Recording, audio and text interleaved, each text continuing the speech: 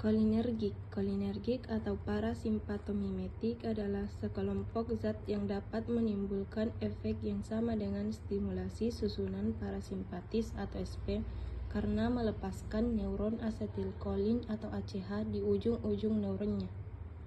Golongan obat kolinergik dibagi menjadi 4, yaitu pertama, agonis muskarinik adalah obat parasimpatomimetik dan diindikasikan untuk ileus, retensi urin, glaukoma, penyakit Alzheimer, dan gejala lainnya.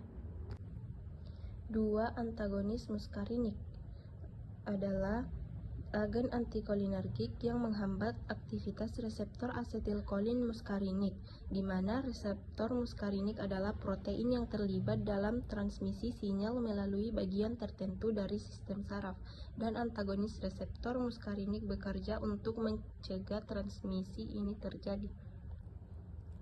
3. Agonis nikotinik adalah obat yang meniru aksi asetilkolin atau ACH pada reseptor asetilkolin nikotinat atau NACHRS, di mana NACHRS ini dinamai berdasarkan afinitasnya terhadap nikotin. Yang terakhir yaitu antagonis nikotinik adalah obat yang mengikat reseptor kolinergik nikotinik dan memblokir aksi asetilkolin atau agonis kolinergik. Berikut ini adalah contoh obat kolinergik termasuk penggolongan mekanisme kerja, indikasi, efek samping, serta sediaan. Neurotransmitter atau asetilkolin mempunyai efek yang pertama, mentransmisikan sinyal atau rangsangan yang diterima untuk diteruskan di antara sel-sel saraf yang berdekatan atau pada sambungan neuromuskular. Yang kedua, berperan dalam kerja otot dan fungsi otot. Penggolongan terbagi menjadi 3. Yang pertama, obat agonis kerja langsung, termasuk pilokarpin dan karbakol.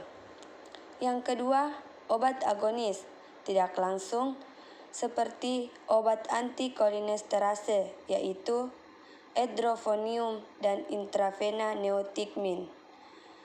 Yang ketiga, obat antagonis kolinergik, seperti atropin, siklopenat, skopolamin, dan tropicamid. Mekanisme kerja yang pertama yaitu bekerja langsung pada organ ujung dengan kerja utama, mirip seperti efek muskarinik dari asetilkolin, contohnya karbakol, pilokarpin, muskarin, dan aerekolin. Mekanisme kerja yang kedua, bekerja tak langsung, yaitu merintangi penguraian asetilkolin secara reversibel atau sementara. Contohnya seperti fisostigmin, neostigmin, dan piridostigmin atau biasa disebut antikolinesterase. Indikasi yang pertama, pilokorpin. Indikasinya seperti glaukoma sudut terbuka kronik, hipertensi okuler, terapi darurat untuk glaukoma sudut terbuka akut, melawan efek midriasis, dan siklopegia pasca bedah atau prosedur pemeriksaan mata tertentu. Indikasi kedua yaitu pada piridostigmin. Indikasinya itu untuk mengatasi gejala miastenia gravis. Miastenia gravis ialah merupakan penyakit autoimun yang menyerang saraf-saraf otot. Obat ini bekerja pada reaksi kimiawi tubuh yang mengatur gerakan otot dan sinyal saraf. Efek samping seperti mual, muntah, diare, peningkatan sekresi ludah, dahak, keringat, dan air mata, bradikardia, bronkokonstriksi, depresi, dan juga pernafasan. Untuk sediaannya, pada piridostigmin, bentuk sediaannya ada 2, yaitu tablet dan injeksi. Untuk dosis awal 60 mg diminum 3 kali sehari atau 2-5 mg intramuskular atau intravena, perlahan-lahan setiap 2-3 jam. Yang kedua, sediaan terhadap pilokarpin. Bentuk sediaannya itu hanya satu, yaitu tetes mata. Untuk dosis awal yaitu 4 kali sehari pada mata yang sakit. Adapun mekanisme kerja obat kolinergik ini terbagi menjadi 4 bagian. Yang pertama, mempengaruhi pelepasan asetilkolin. Yang kedua, menduduki reseptor muskarinik dan nikotinik. Yang ketiga, mempengaruhi enzim penghancur asetilkolin. So now, I will present about drug acting on autonomic nervous system. In drug acting on autonomic nervous system, divided into 2 categories. They are cholinergic agonists and anticholinesterases. In cholinergic agonists, divided into 2 categories. They are choline esters and alkaloids. In choline esters, divided into 4 drugs. They are acetylcholine, methacholine, carbachol, and then betanecol. Meanwhile, in alkaloids, divided into 3 drugs. They are muscarine, pilocarpine, and then arecolin. So next, in anticholinesterases, divided into 2 categories. They are reversible and irreversible. In reversible, divided into 2 categories. They are carbamates and acridin. In carbamates, divided into 7 drugs. They are pisostigmine, neostigmine, pyridostigmine, edroponium, rivastigmine, donepezil, and then galantamine. Meanwhile, in acridin, divided into just 1 drugs is saccharin. So we be next in irreversible. In irreversible, divided into 2 categories.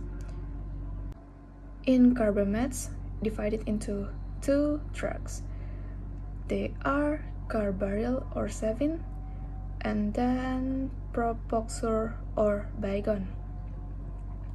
Meanwhile, in organophosphates, divided into 4 drugs. They are Diflus or DVP, and ecotiopate, malathion, and then diazinon. Okay, we will next.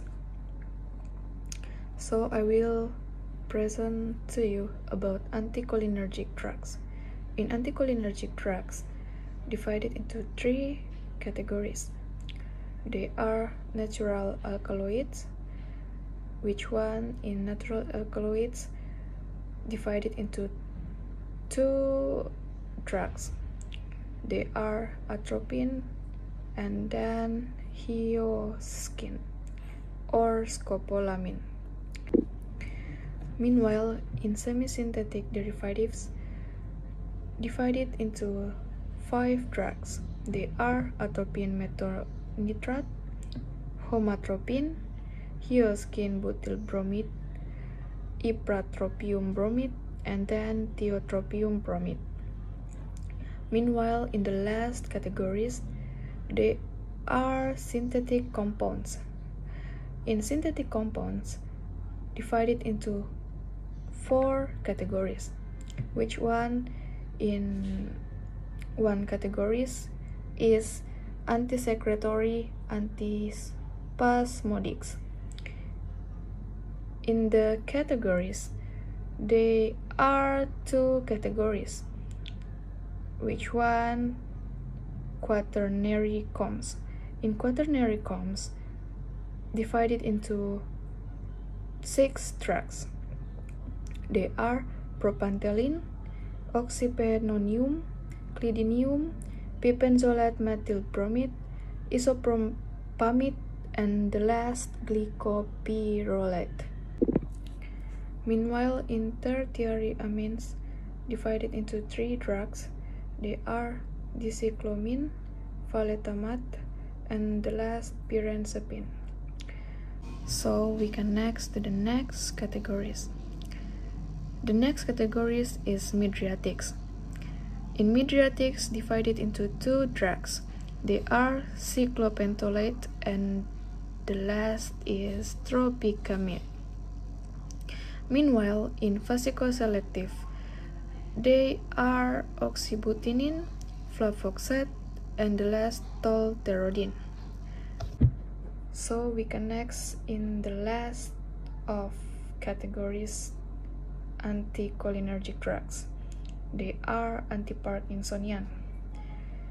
In the antiparkinsonian, divided into 3 drugs, they are trihexyphenidyl or benzhexol, proxyclidine, and then biperidan.